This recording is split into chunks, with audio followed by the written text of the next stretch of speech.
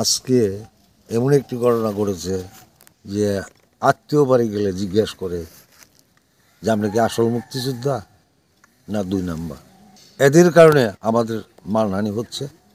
তার একটি অংশ বাসাইল সখীপুরের সম্ভাব্য প্রার্থী আহমেদ আজম খান মুক্তিযোদ্ধাকে যে গালিগালাজ করেছে, পরবর্তীতে তিনি যে দাবি করেছেন তিনি একজন মুক্তিযোদ্ধা, আমার জানা মতে ওনার মুখ থেকে শুনেছি বহুবার, যিনি নিজেই বলেছেন যে আমি কোনো মুক্তিযুদ্ধ করিনি,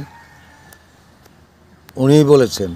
আর খালেক সাহেবকে যে গালিগালাজ করেছেন, খালেক মণ্ডলকে, সেইটাকে ডাকার জন্য উনি কোন দৃষ্টিভঙ্গিতে কোথা থেকে দাবি করলেন যে আমি একজন মুক্তিযোদ্ধা। এই ভুয়া দাবিদারের এবং আমাদের মান যে হানি হয়, আত্মীয় বাড়ি গেলে জিজ্ঞাসা করে যে আমরা আসল নকল মুক্তিযোদ্ধা, এটা আমাদের মান খর্ব হয়। এর প্রকৃত বিচার আমি কামনা করি। আমার আরেকটু আগে যে বলতে হয়, বাতেন সাহেবকে আমি চিনি মুক্তিযুদ্ধ সংগঠনের সময়। উনি এসেছিলেন আমাদের সখীপুরে মহানন্দপুর কাদের সিদ্দিকীর দলে ভর্তি হওয়ার জন্য। কাদের সিদ্দিকী সাহেব ওনাকে বললেন যে আপনি আরেকটি কমান্ড করে আপনি চর এলাকায় মুক্তিযুদ্ধ সংগঠন করেন। তখন বাতেন সাহেব চলে গেলেন। আমি প্রথমেই ওনাকে ওই জায়গায় আমার সাথে পরিচয়। উনি যাওয়ার পরে নাগরপুর এলাকায় উনি সংগঠন করে বাতেন বাহিনী নাম দিয়েছিল, আর অপরদিকে আমরা ছিলাম কাদেরিয়া বাহিনীর সৈনিক। তো সেই দলে আদু বাসাইলের কেউ ছিল না।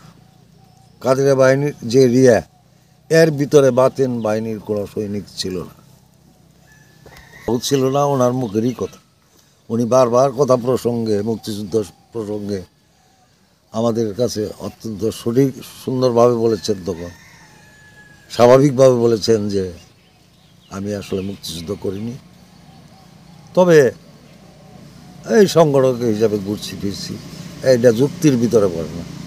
বাসাইলের লোক যদি বলে যে আজম খান মুক্তিযুদ্ধ করেছে, আরেকজন শুনছি আলী আহমেদ, তার পিতার নাম আলতাফ হোসেন নাকি, সে এই ব্যক্তি নয়। উনি হয়তো জোড়া দিয়ে বাপের নাম পাল্টিয়ে উনি তো একটা মাথা খারাপের মতো হয়ে গেছে ভুল করতে করতে। উনি বাপের নাম আলতাফকে, আলতাফের ছেলে আলী আজম, তার নামও ব্যবহার করার অবচেষ্টা করেছে। এখানে অনেক মুক্তিযোদ্ধা হয়েছে, ভুয়া মুক্তিযোদ্ধা হয়েছে। দুইটি সাইড আছে সারা বাংলাদেশে। যারা সার্টিফিকেট পেয়েছে তাদেরকে আর ভুয়া বলে আখ্যায়িত করা যায় না, এখন এক হয়ে গেছে। কিন্তু আহমেদ আজম খান কোনো সার্টিফিকেটও কোনোভাবে সংগ্রহ করতে পারেননি। উনি বাসাইলের কোনো ছিলেন না, কোনো যুদ্ধেও ছিলেন না। প্রকৃত মুক্তিযোদ্ধারা সেটি যুদ্ধ করে, এবং তিনি রাইফেলের কোনো পার্টসও আমার মনে হয় বলতে পারবেন না, এবং কিভাবে গোলাইট করতে হয় আমার মনে হয় না।